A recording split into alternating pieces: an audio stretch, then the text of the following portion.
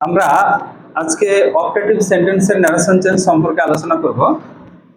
আগের দিনগুলোতে assertive, interrogative এবং ইম্পারেটিভ অলরেডি হয়ে গেছে। তাহলে অপটেটিভ সেন্টেন্সের ন্যারেশন চেঞ্জ সম্পর্কে আলোচনা করতে গেলে first of all we should know what is optative sentence. তাহলে অপটেটিভ সেন্টেন্স কাকে বলে আমরা খেয়াল রাখবো যে অপটেটিভ সেন্টেন্স কাকে বলে। আমি এখানে ডেফিনেশনটা লিখে দিচ্ছি।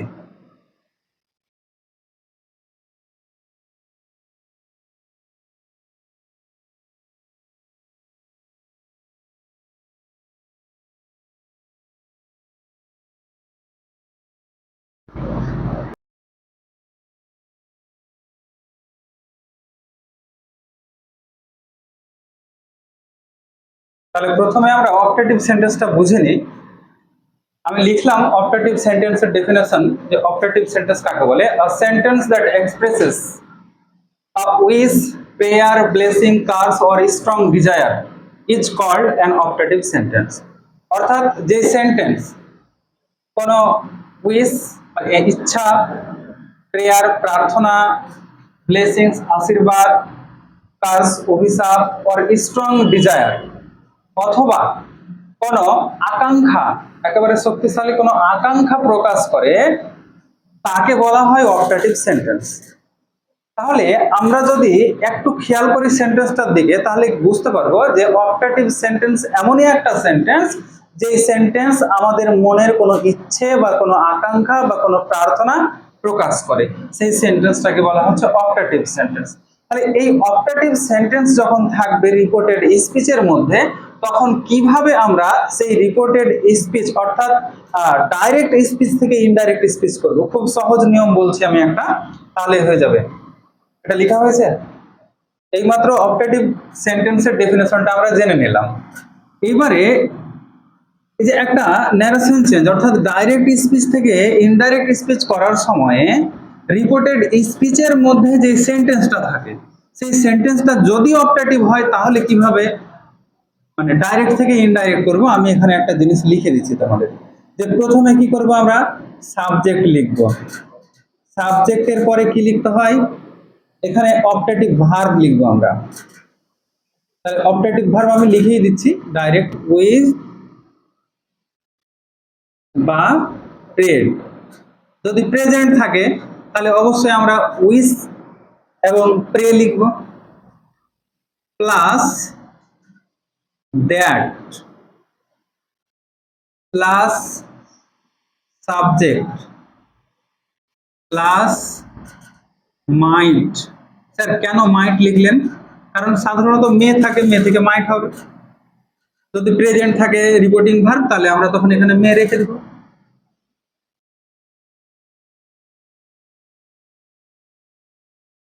প্লাস আদার্স, শেষে ফুল স্টপ। তাহলে এই রুলস অনুযায়ী যদি লিখি তাহলে হয়ে যাবে। তারপরে আমি বোঝানোর সময় বোঝাচ্ছি, শুধু একটু মনে রাখবো আমরা যে সাবজেক্টের পরে মানে এইটুকু অংশ কিন্তু রিপোর্টিং ভার্ব থেকে লিখবো আমরা। তাহলে সাবজেক্ট, তারপরে উইজড বা প্রেড, তারপরে দ্যাট। তাহলে বোঝা যাচ্ছে যে লিঙ্কার হিসেবে কি ইউজ করব, দ্যাট। তারপরে সাবজেক্ট, মাইট, ভার্ব অন মানে মেইন ভার্বের প্রেজেন্ট ফর্ম, তারপরে বাকি অংশ আদার্স। অবজেক্ট নয় ওটা, আদার্স। আমি এর আগেও বারবার বলেছি এসএলপিটিএস টা মনে রাখতে, আজকেও বলছি এসএলপিটিএস টা মনে রাখবে, তাহলে খুব সহজে হয়ে যাবে। এসএলপিটিএস টা রিমাইন্ড করিয়ে দিচ্ছি। প্রথম কাজ কি করতে হবে, সেন্টেন্স আইডেন্টিফাই করতে হবে রিপোর্টেড স্পিচে। নেক্সট হচ্ছে লিঙ্কার ইউজ করতে হবে। তারপরে হচ্ছে 3 নাম্বার প্রোনাউন চেঞ্জ করতে হবে। 4 নাম্বারটা হচ্ছে টেন্স চেঞ্জ করতে হবে। 5 নাম্বার সিচুয়েশন চেঞ্জ যদি থাকে বা ইভেন্ট চেঞ্জ। এবারে আমি একটা করে এক্সাম্পল দিয়ে বোঝানোর চেষ্টা করছি। First example, he said may you live long. তাহলে এখানে দেখতে পাচ্ছি আমরা যে একটা সেন্টেন্স রয়েছে, এই সেন্টেন্সের মধ্যে মে ইউ লিভ লং, এখানে অপটেটিভ সেন্টেন্স রয়েছে। স্যার অপটেটিভ সেন্টেন্স যদি আমরা মানে সম্পূর্ণ বুঝতে না পারি তাহলে কি চিনতে পারবো? সাধারণত দেখবা যে মে অথবা গড এগুলো ইনপুট করা থাকে এবং শেষে ফুল স্টপ বা এক্সক্লেমেশনও থাকতে পারে। তাহলে অপটেটিভ সেন্টেন্স আছে, খুব সহজভাবে বলছি আমি যে প্রথম কাজ কি, জাস্ট আইডেন্টিফাই দ্য সেন্টেন্স। তাহলে what sentence is this? This is an optative sentence.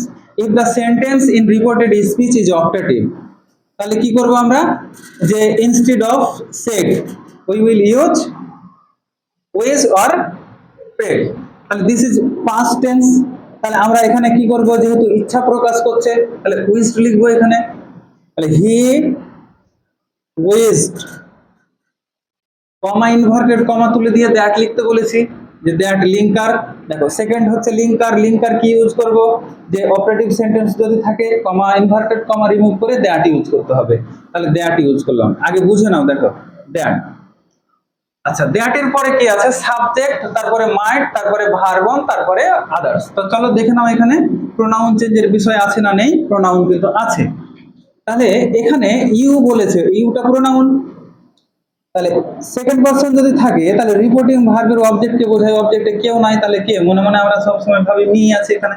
তাহলে সাবজেক্টিভ ফর্মে কি হবে, মি যদি বোঝায় তাহলে হয়ে যাবে আই। আই, তারপরে মেয়ের পাস্ট হচ্ছে মাইট, তারপরে ভার্ব, মেইন ভার্ব হচ্ছে লিভ, আদার পার্ট হচ্ছে লং। চলো আরেকটু মিলিয়ে নিই আমরা। তাহলে কিভাবে লিখলাম, দেখো সাবজেক্ট, সাবজেক্ট লিখলাম, একটু খেয়াল করো এদিকে। তারপরে উইশড বা প্রেড, যেহেতু উইশড বোঝাচ্ছে উইশড লিখলাম। তারপরে দ্যাট, দ্যাট দিলাম। তারপরে সাবজেক্ট, সাবজেক্ট ইউ ছিল কিন্তু ইউ লিখবো না কেন, যে ইউ বলতে কাকে বোঝাচ্ছে, হচ্ছে মি, মানে কেউ নাই, সুতরাং এখানে আমরা মনে মনে নিজেকে ভাবি। তাহলে আই হলো, এবারে মাইট বসাতে বলেছে, মাইট বসালাম। তারপরে মেন ভার্বের এক নাম্বার ফর্ম আছে, তারপরে আদার পার্ট আছে।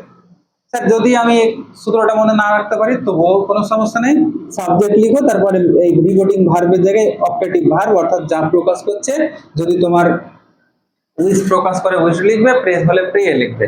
তাহলে he wished that, sir that কেন দিলেন, তাহলে আমরা জানি যে to remove comma and inverted comma, comma এবং ইনভার্টেড কমাকে রিমুভ করার জন্য কি করতে হয়, we are to use linker. তাহলে অপারেটিভ সেন্টেন্সের ক্ষেত্রে বা অ্যাসার্টিভ সেন্টেন্সের ক্ষেত্রে বা এক্সক্লেমেটরি সেন্টেন্সের ক্ষেত্রে আমাকে কিন্তু দ্যাট ইউজ করতে হয়। তাহলে দ্যাট ইউজ করলাম, তারপরে সাবজেক্ট ভার্ব অবজেক্ট হিসেবে লিখতে হয়, সাবজেক্ট লিখলাম। স্যার মাইট, মেটা মাইট কেন হলো, রিপোর্টিং ভার্ব যদি পাস্ট টেন্সে থাকে তাহলে রিপোর্টেড স্পিচের টেন্স পরিবর্তন হয়, সুতরাং এখানে দেখতে পাচ্ছি মে আছে, মানে মডাল 1 বা 2 থাকলে 2 করতে হয়, সুতরাং আমরা মাইট করলাম, তারপরে যা আছে লিখলাম, হয়ে গেল। Next number, the teacher said to the student, may you pass the exam. এখানে খেয়াল করো কয়েকটা জিনিস, যে কি বলছে, may you pass the exam, this is an optative sentence. তাহলে optative sentence থাকলে said to এর পরিবর্তে কি হয়, বা said এর পরিবর্তে উইশ বা প্রেড হয়। এবার কথা হচ্ছে যে এই যে এক্সপ্রেশনটা রয়েছে এখানে, পরীক্ষায় তুমি পাস করো, তো তুমি পরীক্ষায় পাস করো কি বলতে চাচ্ছে এখানে, কোনো উইশ নাকি কোনো প্রার্থনা? স্যার এটা দুটোই হতে পারে, কারণ আমরা অনেক সময় বলি আমি দোয়া করি যে তুমি পরীক্ষায় যেন ভালো ফলাফল করো বা পাস করো। তাহলে এখানে সব থেকে ভালো হবে উইশের থেকে প্রেটা। যদি এখানে আমরা উইশ করে দিই তাহলে কি সমস্যা আছে? তেমন সমস্যা হবে না, যেহেতু সরাসরি এখানে প্রার্থনার কথা বলেনি। তাহলে কি করব, দা টিচার উইশড বা প্রেড, যে কোনো একটা লিখবে এখানে, প্রেডটাকে প্রিফার করছি আমি। দা টিচার উইশড অর প্রেড। আচ্ছা এর পরের জিনিসটা খেয়াল রাখো, দা স্টুডেন্ট অবজেক্ট আছে, তাহলে এখানে অবজেক্টটা লিখবো নাকি, এখানে কি অবজেক্ট লেখা আছে দেখো তো, সাবজেক্ট উইশ বা প্রেড, তারপরে অবজেক্ট উইশ, তার মানে এখানে অবজেক্ট বসবে না। যদি বসাই তো কি হবে আমি দেখাচ্ছি পরে, বাট এখানে বসবে না এখন। তাহলে এটা কোথায় যাবে স্যার, এটা কোথায় যাবে, ভেতরে, অর্থাৎ রিপোর্টেড স্পিচের ভেতরে যেখানে বোঝানো হয়েছে তাই স্টুডেন্টকে সেখানে চলে যাবে। তাহলে এখানে কাকে বোঝানো হয়েছে, ইউকে, তাহলে এই সাবজেক্টের জায়গায় তার স্টুডেন্ট কথাটা চলে যাবে। তাহলে prayed that the student might pass the exam. Sir স্পষ্টভাবে বুঝতে পারলাম না নাকি, তাহলে বুঝাচ্ছি আরেকবার আমি। যে যদি আমরা এইভাবে লিখি, আমি এটাকে মিটিয়ে নিচ্ছি যে এখানে বোঝাচ্ছি তোমাদেরকে।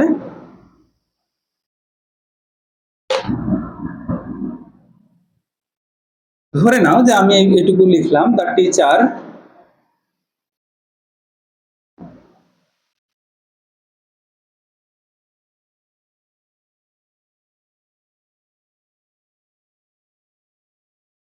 Prayed the student.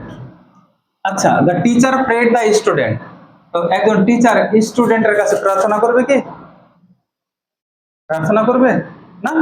তাহলে আমাকে তখন কি করতে হবে, এই জায়গাটায় আমি যদি লিখি অবজেক্টটা মেনশন করি, তাহলে লিখতে হবে the teacher prayed for the student. The teacher prayed for the student that.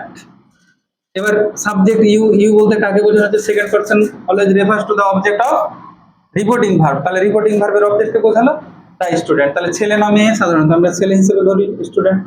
He, that, হি। মেয়ে থাকলে কি করতে হবে? এখন পাস্ট টেন্স যেহেতু এখানে রয়েছে, রিপোর্টিং ভার্ব পাস্ট টেন্স থাকলে পাস্ট করতে হয় might. He might pass the exam, full stop. এটাও অ্যান্সার, দুটোই সঠিক অ্যান্সার, এটাও এটাও। সমস্যা কোথায়? এই যে ফর ইউজ করেছি, অনেক ক্ষেত্রে তোমরা বুঝতে পারবে না, তখন ফর ছাড়া করবে। তা না করে খেয়াল রাখবা যে যখন অপটেটিভ সেন্টেন্স থাকবে, অপটেটিভ সেন্টেন্সের ন্যারেশন চেঞ্জ করার সময় রিপোর্টিং ভার্বের অবজেক্ট ইউজ করব না। সব থেকে সহজ বিষয় এটা। Number 3, he said to me may you be happy. এবার কি করবো তাহলে? দেখো কত সহজ জিনিস আছে। মে ইউ বি হ্যাপি, এখানে কি গড মেনশন করা হয়েছে? তাহলে প্রার্থনা বোঝাচ্ছে না তুমি সুখী হও, মানে আমার ইচ্ছা প্রকাশ করছে। তাহলে কি হবে এখানে? উইজড হবে। তাহলে হি উইজড, তারপরে মি লিখবো না? লিখবো না, কিন্তু দুই রকমই হবে, আমি দেখাচ্ছি। হি উইজড দ্যাট, ইউটা কাকে বোঝাচ্ছে? তাহলে এখানে সাবজেক্টে চলে আসবে আই, মিকে বোঝাচ্ছে। I might be happy. যদি আমরা ভুল করে অবজেক্টটা মেনশন করে দিই, তাহলে কি সমস্যা আছে? He wished me that I might be happy. যদি এমনটা লিখি স্যার, তাহলে কি আমরা নাম্বার পাবো না? এমনটা লিখলেও হবে, যেহেতু আমরা দেখতে পাচ্ছি যে আমাদের সাবঅর্ডিনেট ক্লজের মধ্যে এই সেম সাবজেক্ট রয়েছে, তাই আমরা অবজেক্টটা না লিখলেও পারবো। সুতরাং না লেখাই বেটার। কি হবে তাহলে? প্রথমটা করবে, সব থেকে ভালো হবে। তাহলে অবজেক্টটাকে অ্যাভয়েড করে চলবে। নেক্সট তোমাদের বইয়ের পেজ নাম্বার 58 এক্সারসাইজ রয়েছে, বলো দেখি। She told me may the new year bring you joy. চলো তাহলে ফোর্থ এক্সাম্পল নিলাম আমরা বই থেকে, তোমাদের এক্সারসাইজ থেকে। She told me may the new year bring you joy. তাহলে মে, গড এগুলো অপারেটিভ সেন্টেন্স থাকছে, অপারেটিভ সেন্টেন্স আছে। একটু এদিকে খেয়াল করো, কোথায় চলে গেছে অপারেটিভ সেন্টেন্স? তাহলে অপারেটিভ সেন্টেন্সে কিভাবে হবে? টোল্ড আছে এখানে, তাই তো? তাহলে প্রেজেন্ট না পাস্ট? পাস্ট রয়েছে, অবশ্যই উইজড হবে। সি উইজড, তারপরে দ্যাট। আচ্ছা, এবার কি করব? এখানে কি আছে? ইউটা কাকে বোঝাচ্ছে? মিকে। তার মানে এই জায়গায় ইউটা সাবজেক্ট না অবজেক্ট হিসাবে আছে? বলো, অবজেক্ট হিসাবে রয়েছে। কারণ হলো যে ব্রিং হচ্ছে ভার্ব, তাহলে ভার্বের অবজেক্ট, তাহলে অবজেক্টিভ ফর্মে গিয়ে বসবে। তাহলে ইউটা কি হবে? মি হয়ে যাবে এখানে। আচ্ছা, সাবজেক্ট কে আছে? দ্য নিউ ইয়ার। তাহলে এখন সাবজেক্ট বসাতে হবে। আবারও বলছি রুলসটা, সাবজেক্ট, এই যে ভার্ব দ্যাট সাবজেক্ট, তো সাবজেক্ট লাগবে। সাবজেক্ট কি আছে? দ্য নিউ ইয়ার।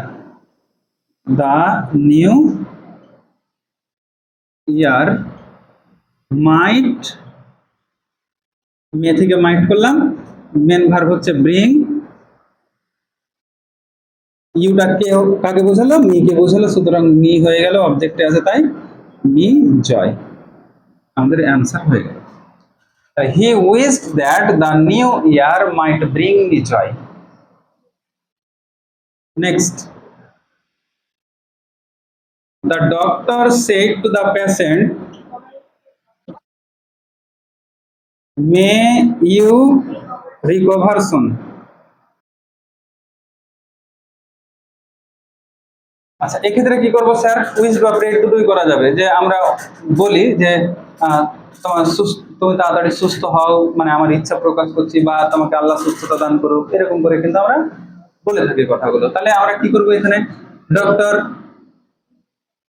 কেউ অসুস্থ থাকলে আমরা জেনারেলি ইচ্ছা প্রকাশের থেকে প্রার্থনাটাই বেশি করি, তাহলে প্রে করাটা বেটার হবে আমাদের।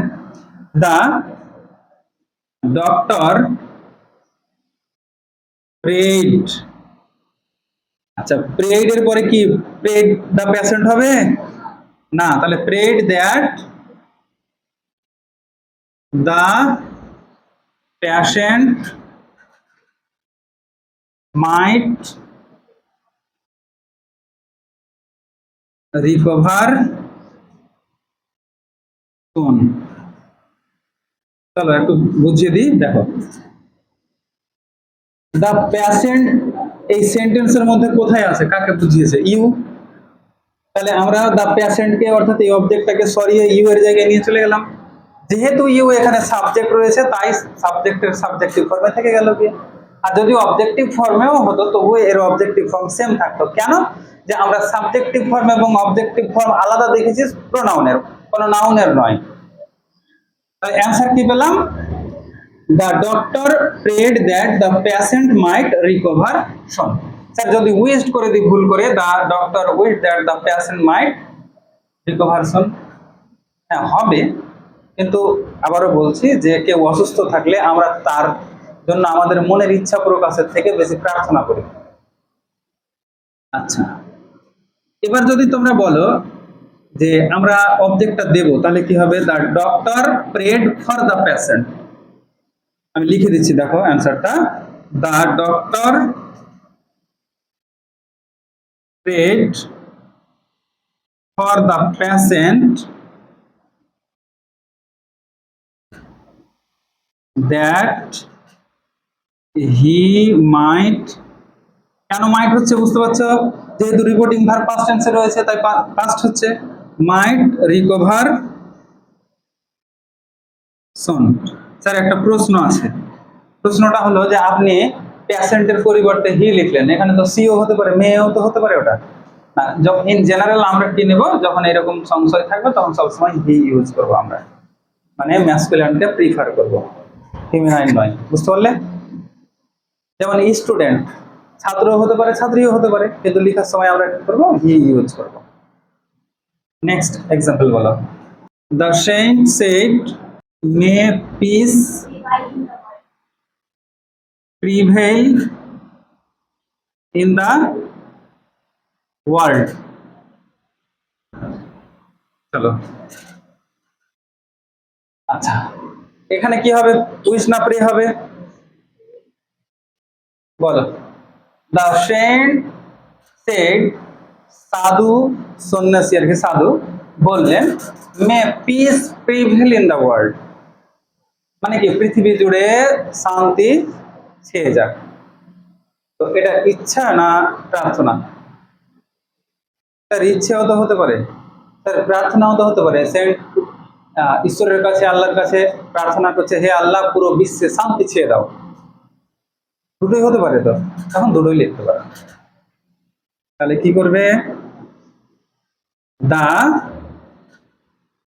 সাইন্ট নয়, এটা সেন্ট, দ্য সেন্ট উইশড অথবা প্রেড, আমি কি প্রিফার করলাম, এখানে প্রেড প্রিফার করলাম, the saint wished or prayed that, তারপরে কি হবে বলো, peace, yes very good, peace might, এখানে মাইটটা মে থাকলো না এই জন্য, যেহেতু রিপোর্টিং ভার্ব পাস্ট রয়েছে। মাইট প্রিভেইল ইন দা ওয়ার্ল্ড, হয়ে গেল। আচ্ছা, এবার আমি কয়েকটা বলছি, কেমন কি কি বলছি একটু খেয়াল রাখবে। যে আমরা অনেক সময়ে গুড মর্নিং, গুড বাই এই সমস্ত কিছু বলে থাকি। যেমন ধরে নাও, Shahida said to me good morning.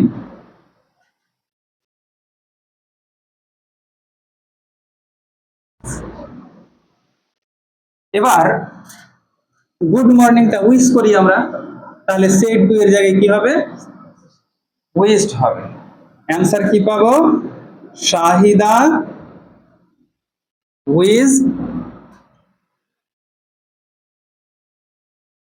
এবার কি করবে বলো? উইশ দ্যাট, তারপরে আচ্ছা যদি আমরা এবার খেয়াল করো, এগুলো ব্যতিক্রম একটু। শাহিদা উইশ দ্যাট কি গুড মর্নিং আছে, তো এখানে মাইট মে কিছু আছে, সাবজেক্ট ভার্ব অবজেক্ট লিখতে পারবো না তো। এখানে সাবজেক্ট ভার্ব অবজেক্ট নেই, আগের গুলো তো ছিল, সাবজেক্ট ছিল, ভার্ব ছিল, এগুলো ছিল। এখন সাবজেক্টও নাই, ভার্বও নাই, মানে ভার্ব নাই, একটাও নাই এখানে। তখন কি করব আমরা? তখন কিন্তু আমরা যেভাবে লিখবো সেটা দেখাচ্ছে। সাহিদা উইশড, কাকে উইশ করেছে? Wish me good morning. Answer হয়ে গেল।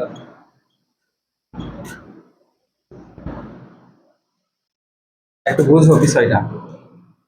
আগে আমরা অবজেক্ট দিচ্ছিলাম না, কিন্তু এখন দেখছি যে অবজেক্ট দিতে হচ্ছে। কেন অবজেক্ট দিচ্ছে আর কেন দিচ্ছিলাম না? দিচ্ছিলাম না এই জন্য যে অবজেক্টটা ভেতরে এক জায়গায় ছিল, রিপোর্টেড স্পিচের মধ্যে আমরা পেয়ে যাচ্ছিলাম, কিন্তু এখন তো রিপোর্টেড স্পিচের মধ্যে নেই, সুতরাং ইউজ করতে হবে। নেক্সট, আচ্ছা, রহিম said to me, আচ্ছা লিখে দিলাম good bye. Good bye, BYE কি হবে তাহলে? গুড বাই আমরা কখন বলি? At the last point of our meeting, আমাদের একেবারে সাক্ষাতের শেষ সময়ে যখন আমরা একে অপরকে বিদায় জানাই, তখন কি বলি? Good bye, tata, good bye গুলো বলি। আচ্ছা, তাহলে উইশ হবে এখানে? উইশ করি, বিদায় জানাই তো, তাহলে বেড হবে। কি হবে ওটা? বেড হবে, BADE, পাস্ট টেন্স, মানে বিড বেড বেড, বা বিড বেড বিদেন। তাহলে Rahim bade, BADE, bade me good bye.